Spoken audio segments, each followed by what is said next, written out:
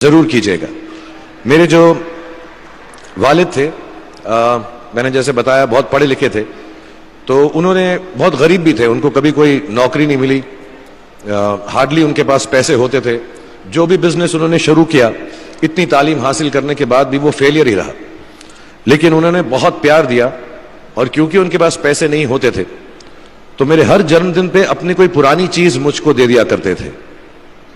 तो पहली पुरानी चीज जो, और बहुत बड़ा चढ़ा के उर्दू में अच्छे अच्छे अल्फाज यूज करके मुझे इंप्रेस करते थे कि बहुत अच्छा प्रेजेंट दिया है मुझको। तो वो मुझे पहली चीज उन्होंने मुझे, ये मैं हर जगह पर बोलता हूं, स्कूल के बच्चों के फंक्शन पे, येल यूनिवर्सिटी में, एडिनबरा में, क्योंकि आप लोग सब अपनी लाइफ के उस थ्रेशोल्ड पे हैं जहां से आपको कामयाबी हासिल करनी है इंशाल्लाह। सो पहली चीज जो उन्होंने मुझे दी थी, उन्होंने मुझे अपना शतरंज का सेट दिया था, टूटा फूटा सा। वो शतरंज हर रोज खेलते थे। हनुमान मंदिर के जो हेड प्रीस्ट थे, पंडित थे, उनके साथ रात को जाके मेरे वालिद जो हैं शतरंज खेलते थे। और उन्होंने मुझे कहा कि शतरंज से आप जिंदगी के बारे में बहुत कुछ चीजें सीख सकते हैं। पहली ये कि कोऑपरेशन और साथ मिलजुल कर काम कैसे करना है। दूसरी ये कि जिंदगी में आगे बढ़ने के लिए कभी कभी पीछे भी हटना पड़ता है। तीसरी ये कि जो छोटे लोग होते हैं, जो आप समझते हैं, कई लोग ऐसी बात मानते हैं, जो पॉन्स होते हैं, जो प्यादे होते हैं, उनकी सबसे ज्यादा इज्जत करना जिंदगी के अंदर। कोई भी इंसान छोटा नहीं होता, हमेशा हमेशा जिंदगी में काम आता है। और कामयाबी हासिल करने के लिए आखिरी बात शतरंज ये सिखाती है हमको कि कभी कभी जिस चीज से सबसे ज्यादा लगाव होता है, जैसे रानी से अमूमन हो जाता है, कभी कभी उसे भी सैक्रिफाइस करना पड़ता है आगे बढ़ने के लिए। दूसरी चीज जो उन्होंने मुझे दी, मेरे पास है वक्त, 2 मिनट बोल सकता हूं मैं, सॉरी। दूसरी चीज जो उन्होंने मुझे दी थी, वो एक टाइपराइटर दिया था। आज के जमाने में आई डोंट थिंक किसी को, बहुत सारे बच्चे होंगे यहाँ पे जिनको मालूम भी नहीं होगा टाइपराइटर कैसा लगता है। अब सब कंप्यूटर पे काम करते हैं। तो टाइपराइटर के ऊपर जब आदमी लिखता है और अगर गलत लिखता है तो उसको मिटाने में बहुत तकलीफ होती है। So you have to be very diligent, बहुत ध्यान से लिखना पड़ता है, हम गलती नहीं कर सकते। और टाइपेक्स यूज करते थे टाइप को निकालने के लिए, कभी उंगली फंस जाती थी उसकी कीज के बीच में, मगर बहुत मेहनत से, बहुत डिलिजेंस से काम करना पड़ता था। तो जब मैं उस पर टाइपिंग सीखा स्कूल में कॉमर्स करते वक्त, so the only thing I realize is that practice makes you perfect. तो जो भी काम आप जिंदगी में करें उसको डिलिजेंस से करें, ऐसा करें कि कोई गलती ना हो, अपना पूरा दिमाग लगाकर करें, सोच समझ कर करें।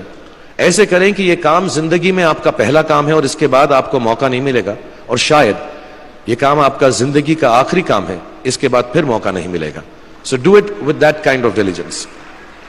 तीसरी चीज उन्होंने मुझे कैमरा दी थी, क्योंकि बहुत गरीब थे, वो कैमरा चलता नहीं था बिल्कुल भी, सिर्फ उसके व्यू फाइंडर से बड़ी अच्छी अच्छी तस्वीरें दिख जाती थी, लेकिन खिंचती बिल्कुल भी नहीं थी।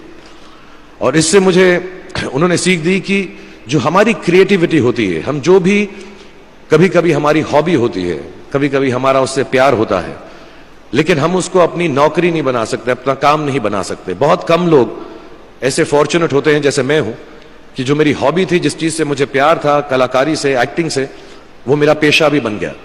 अमूमन ऐसा होता नहीं है, लेकिन जो हमारी कला है, चाहे वो पोएट्री है, चाहे वो लिखना है, चाहे वो पेंटिंग है, चाहे जो भी चीज, गाना है, अकेले में गाना है, हमारी क्रिएटिविटी जरूरी नहीं है कि दुनिया एक्सेप्ट करे। जैसे उस कैमरा की तस्वीरें दिखती नहीं है, लेकिन उसमें देखने से खूबसूरत लगता है हर कुछ, वैसे ही आपकी जो क्रिएटिविटी है वो अपने लिए रखें।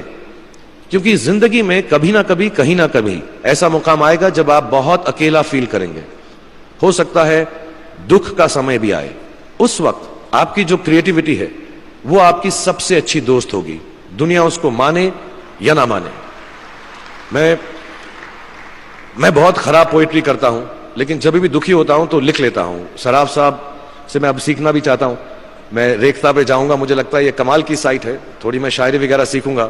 मेरी शायरी बहुत खराब है कि हमने तुम्हारी याद में रो रो के टब भर दिए, वो आए और नहा कर चल दिए। इस लेवल की पोएट्री है। लेकिन जब दुख होता है, ये भी बैठकर जब लिखता हूं तो बहुत दिल को शांति मिलती है।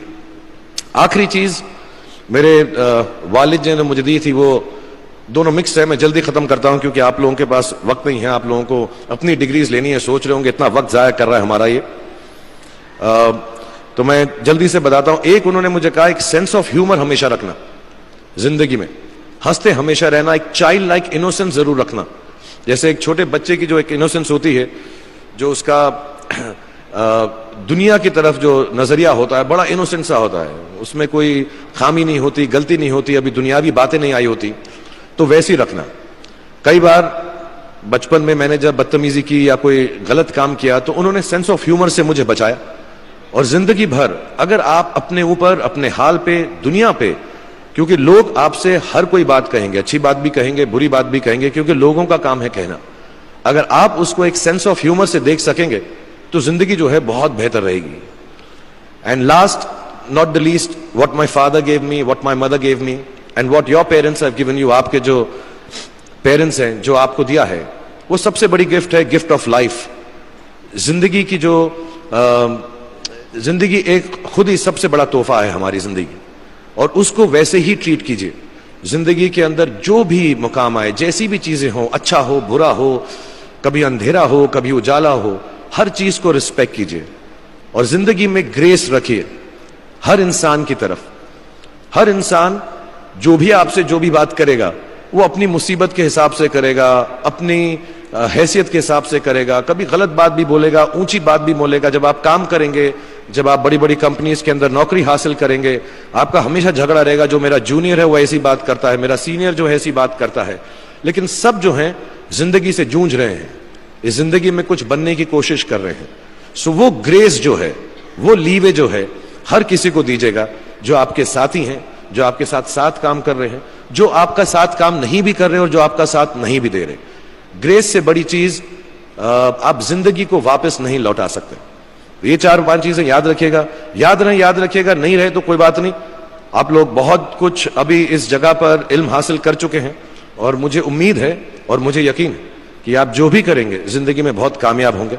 और फिर से मैं मौलाना आजाद नेशनल उर्दू यूनिवर्सिटी का शुक्रिया अदा करना चाहूंगा कि मुझे यहां पर बुलाया, आपसे मुखातिब होने का मौका दिया। थैंक यू वेरी मच, बहुत बहुत शुक्रिया। और आप, मुझे मालूम है कुछ टीचर्स जो होंगे यहां पर बैठे होंगे जो आपके फेवरेट नहीं भी हैं, जो बहुत स्ट्रिक्ट होंगे, डांटते भी होंगे आपको, उनको सबसे ज्यादा याद रखिएगा जब आप इस यूनिवर्सिटी से बाहर जाएंगे, क्योंकि जो सबसे ज्यादा टीचर आपसे स्ट्रिक्ट थे वो एक्चुअली सबसे ज्यादा आपसे प्यार करते थे। Thank you very much for having me here.